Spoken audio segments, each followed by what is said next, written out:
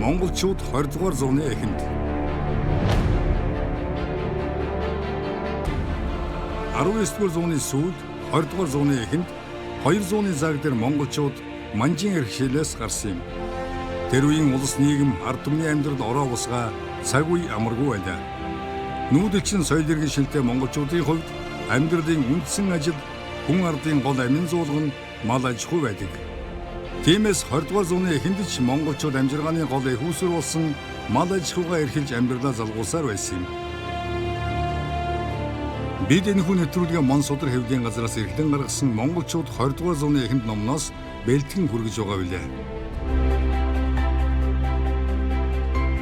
Нэвтрүүлгийн хамтрагч Мон Судар хэвлэлийн газар. Монголчуудын үндсэн ажил гол амин зуулга бол мал аж ахуй.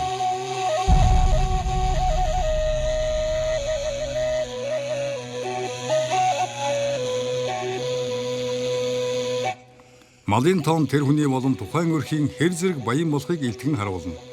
Нүүдэлчин монголчууд хоньыг хамгийн ихээр удаад нь адуу тэмээ үхрийг өсгөдөг. Харин ямааг хамгийн цөөн байлгадаг байжээ. Энэ нь мал сүргийнхээ бүтцийг бэлчээрийн нөхцөлдөө уялдуулж ирсэн нарийн ухаан юм.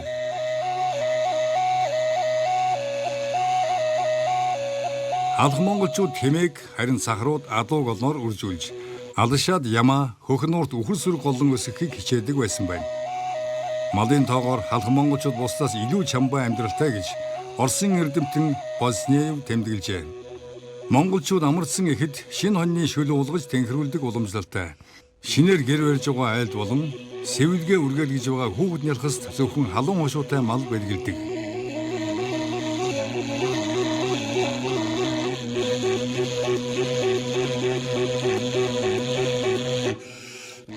Мал аж ахуйгаас сүү, мах зэрэг хүнс тэжээлээ авдаг бол малын арьс ширээр хувцас, эмээл, ном сум хийж ахуй амьдралдаа хэрэглэж малын ноосоор эсгий, хошлон буюу бүслүүр хийдэг. Үүний жишээ 20 дугаар зууны эхэнд амьдарч байсан эмэгтэй хонь ноосож байгаа зургийг та бүхэн харж байна.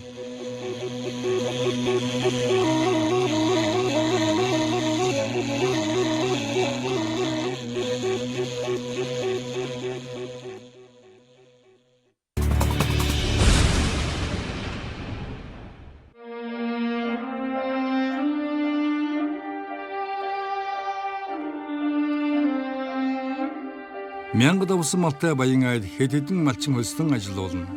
Харин тэдний мал аж ахуйд орон гэргүй ядуу хүмүүс тусаж тэдний малчин болдог байжээ. Монголчууд зэрлэг адууг номхруулан унаж ботгоголсон энгийг уйлд нь уйруулж чаддаг ард түмэн. Тэд малдаа хайртай, малаа дээдлэн бидний амь зуулгын их сурвалж гэж үзнэ. Тиймээс сургах насны болоогүй адуу тэмээнд хизээш хүчээр эмээл тохож унаг, ботго, хураг зэрэг төл малаа ямар ч үнээр зардаг бай. 13 дугаар зууны үед монголчууд тэлээ хураг төхөөрч эрхэм зочноо дайрдаг заншилтай байсан боловч хожимоо төл мал муулахыг цээртэй тооцдог болсон байдаг. Үхэр тэмээ ямааг хүйтэн хушуутай гэж харин хойно адууг халуун хушуутай мал гэж хүндэтгэн үзнэ. Адуун сүргээ монголчууд эрхэм бэлэн төрийн 7 эрдэндээ багтаадаг. Адуу улд өсөж төрсөн нутагтаа их доцонсож дасдаг цор ганц адгуус юм. Иймээс адууг уугуул нутгаас нь өөр газар аваадсан тохиолдолд хэдэн жилийн дараа заавал нутг руугаа буцаж гүйдэг. Монголчууд гүйжив адууг саатуулахыг чамд цээрэлдэг уламжлалтай байна. 1960-аад онд Вьетнам улсаас Монгол руугаа гүйсэн морь олон сарын дараа төрсөн нутагтаа ирсэн байдаг. Малчуудмын монголчууд мориноос гадна хотож, анчин сайн нохтой баргал амбүдийнхээ нэг гишүүн гэж үзэн садтал нь хооллож, ноос нуулуураас нь салган, шарх сорвыг нэдгэж ихэд халамжилсаар иржээ.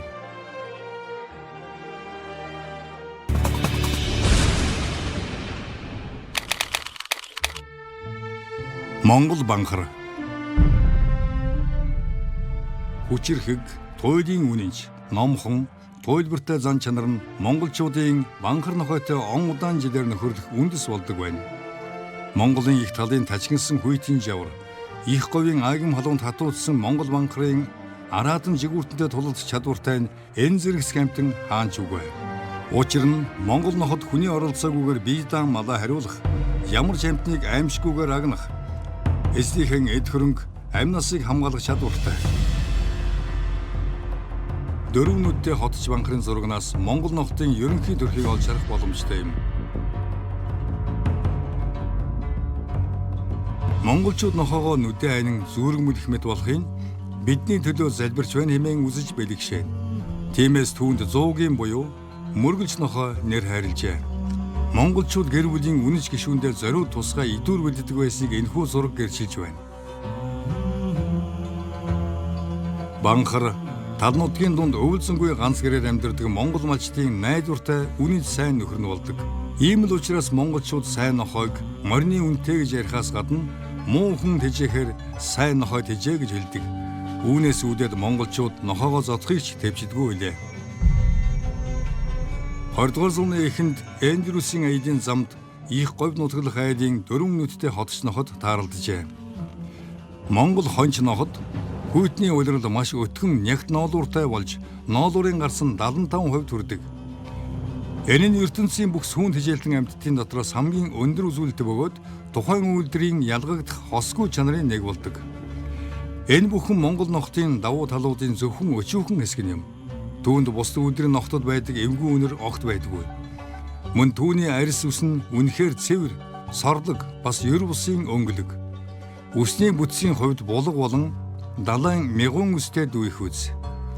Сүүдэн төгсгөлдөө цайвар, адууны үс мэт согсоотой ийм согсоо мөн л өөр ямар ч үйлдвэрийн нохтод байдаггүй. 1912-оос 1913 онд Монголд байсан Оросын бүрэн эрх төлөөлөгч Иван Яковлевич Крастовец Монголд өнгөрүүлсэн 9 сар өдрийн тэмдэглэлдээ ийхүү бичсэн байна. Хаяа зугаалж явхад хонь маа хариулсан, заримдаа адуу тэмээгээ харсан малчид тааралдана. Онгорхой цоорхой эсгээр бүрсэн хөөр хилэлтэй гэрттэд амьдрна. Айхтар догшин зуулг нохоттой учир гэр рүү нь ойртох аюултай. Түүнээс илүү аюултай нь идэж хайсан золбин нохот. Учир нь тэр үеийн золбин нохот хонхор, хонд газарт ил задгаа оршуулсан хүний цогцоор хооллох нь их байсан тухай бичиж үлдээжээ.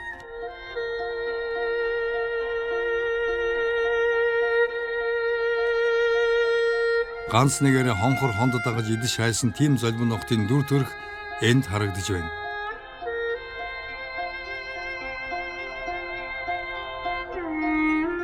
Монголчууд буйныг дээдэлж сэтгэлээ нэгмэдэхийн тулд нохой шувууг хоололдог байлаа.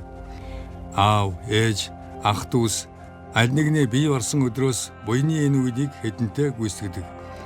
Буйны үйл хийж нохой хооллох газар нийслэл хүрээнд хэд байжээ. Тэдгээр газруудад ноход ингэж олноороо цугларх нь жирийн үзэгдэл.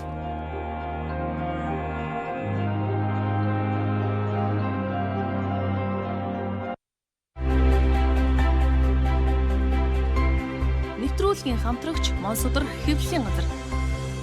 Монголчуудын унаа хөсөг.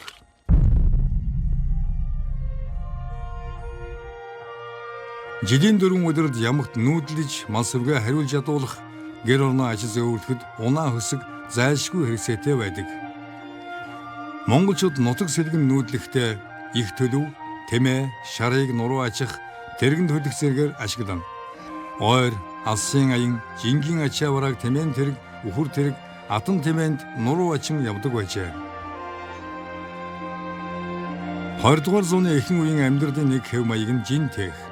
Монголчуудын ахуй амьдралын хамгийн чухал хэрэглээ болсон унаа хөсөг энд харагдаж байна. Монголчууд нүүдлэхдээ нэгдүгээрт янз бүрийн ачаа, гэр орон, элдв тавилга, түлээ түлш, ус тээвэрлэх зориулалттай модон тэргийг ашиглана. Тэргийг модоор хийж үхэр морь хөллөнө. Үхэр тэргийн дугуйг зөв дуураг ус 4 үнсэг үүсгэсэн байдлаар хийнэ. Учир нь тэрэг газрын уруу явхад хүнд ачаа нь шар морийг түрж элдв ус гаргахаас сэргийлсэн учиртай.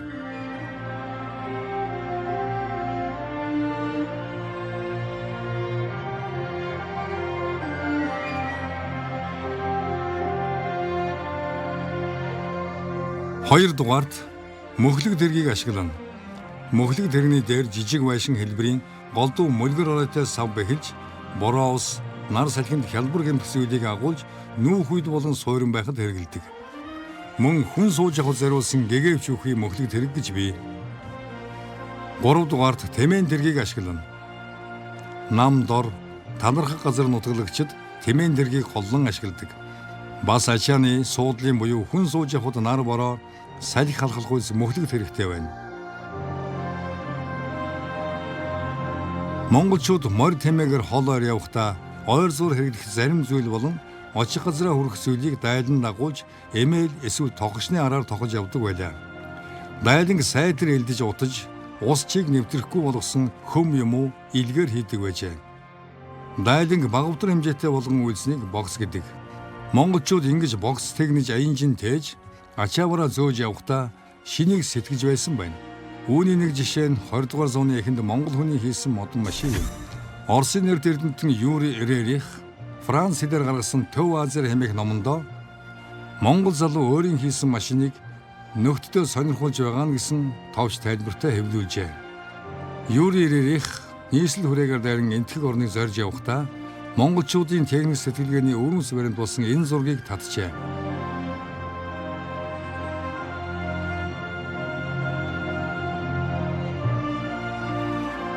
Ингээд 20 дугаар зууны эхээр монголчуудын нэлээд хэсэг нь ердийн хөсөг хэрэглэж байсан бол дунд үеэс машин, трактор хөлгөлөн нүүх болжээ.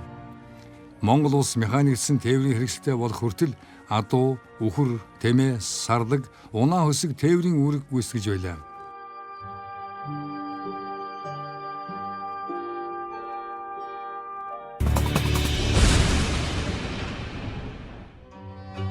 Бид энэ хүн нэвтрүүлгээ Монсудар компаниас хэрэглэн гаргасан монголчууд 20 дугаар зууны эхэнд номноос бэлтгэн хүргэлээ.